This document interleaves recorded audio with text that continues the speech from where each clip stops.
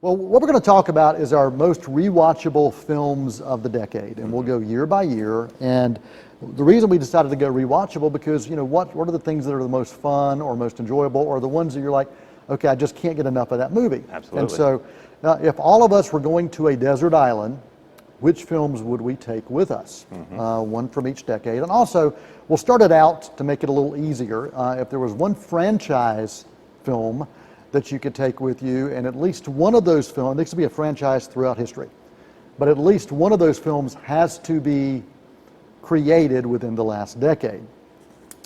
So what would your franchise be? See, is it franchise film or is it franchise? Franchise. So the whole thing? Yeah, but at least one of them has to be within the Then, decade. because I understood it to be franchise from the decade with, No. with at least one film from this decade. So I went with the Marvel Cinematic Universe. Okay. That's 23 films Yeah. to take on a desert island. Yeah. You could watch one movie a month Yeah. and be good for 2 years. Okay, that's a very good one. That's I went very good one. pragmatic.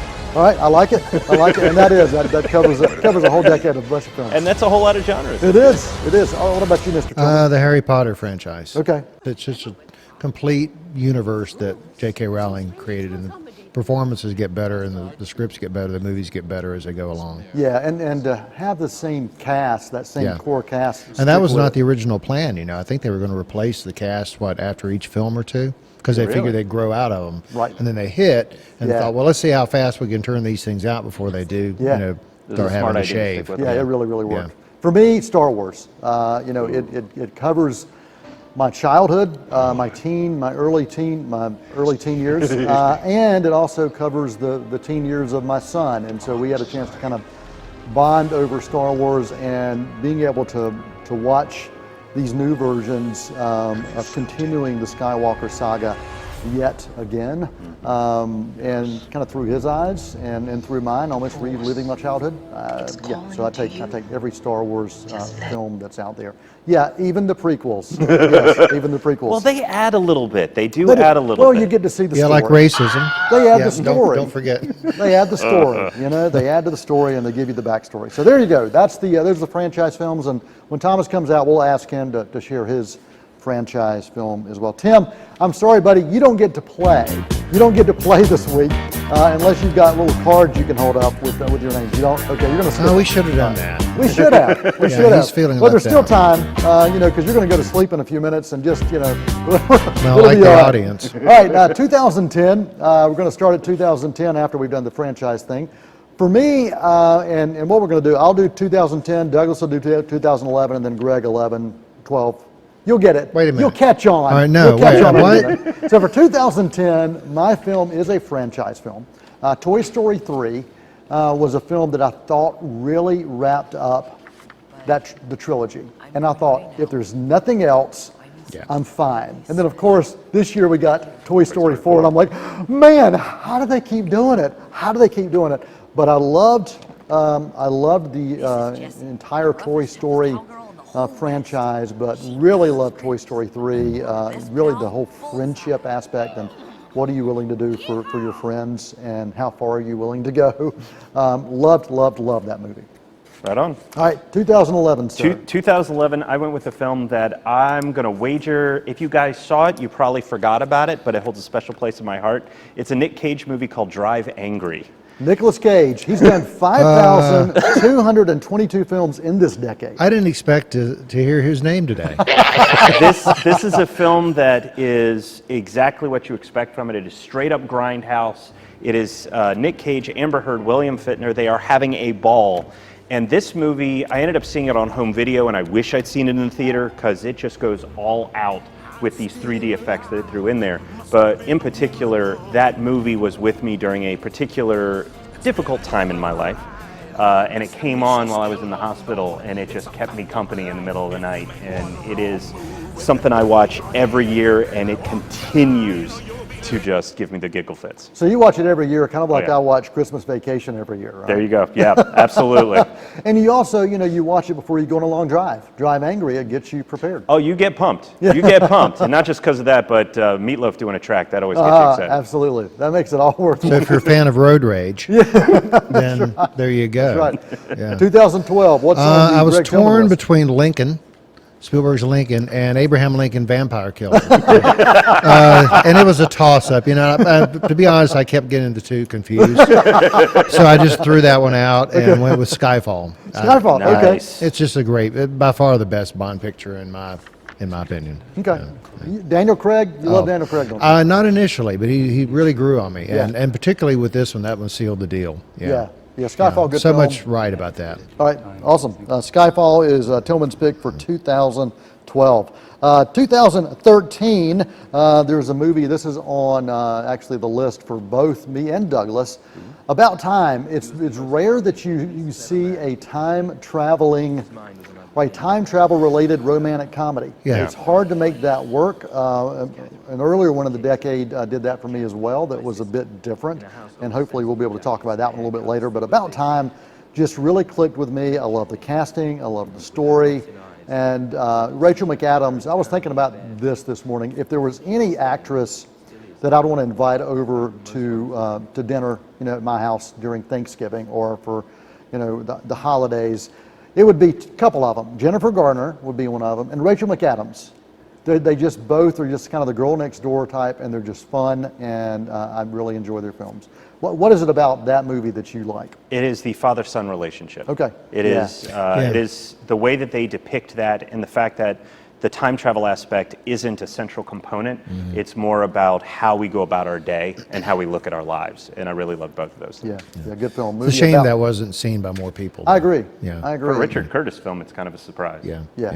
About Time. That was 2013. 2014, Douglas.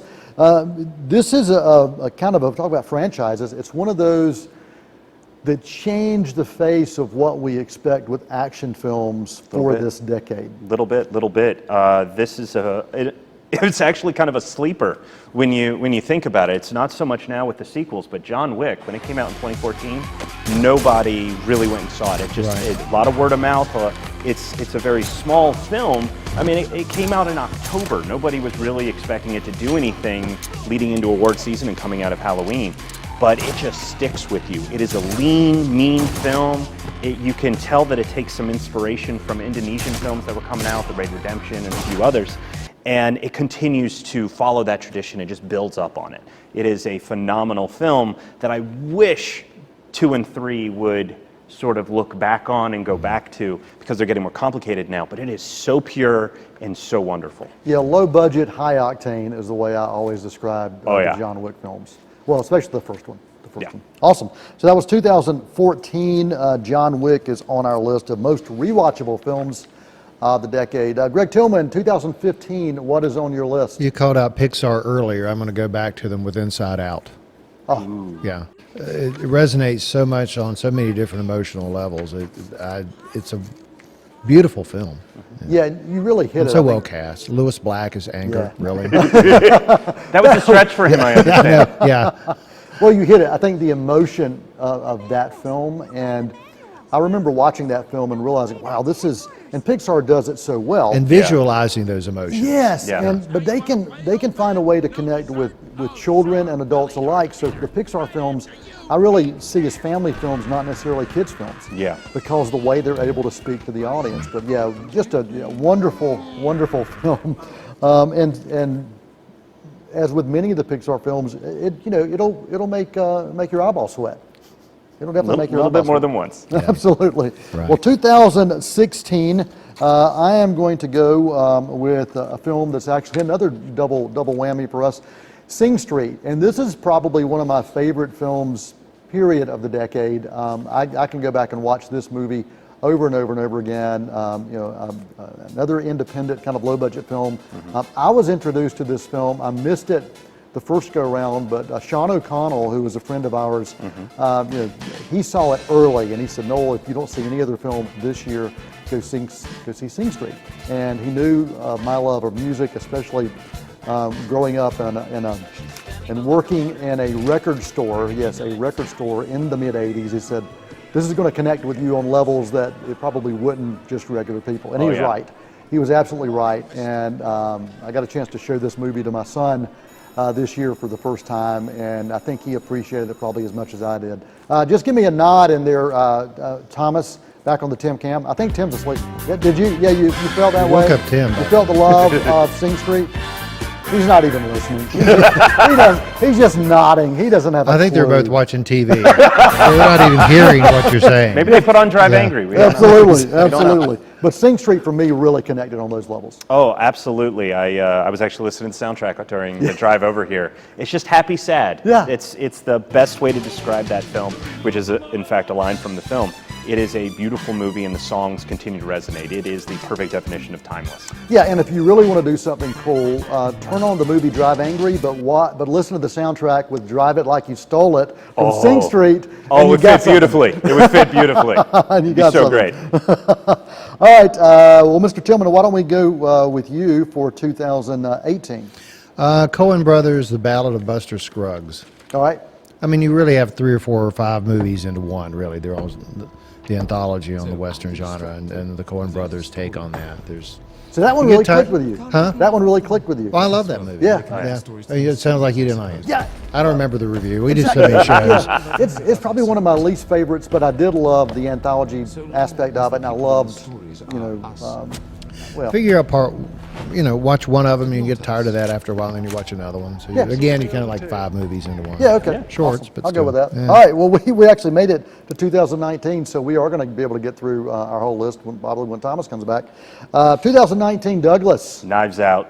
Knives Out is so good. I know I talked about it the last time I was here. It's worth talking about every opportunity I can get. I rewatched it recently, and it is just as good, if not better, than the first time, because you can actually see what's going on. You know how the story's going to go, so you can really get into those details that Rian Johnson puts on screen, and it remains so deliciously fun. Yeah, and it did get a lot of award recognition and love as well. The Critics' Choice Awards loved it, the Golden Globes, every other critics group loved it. Absolutely. For Well different deserved. reasons. We're going to take a break.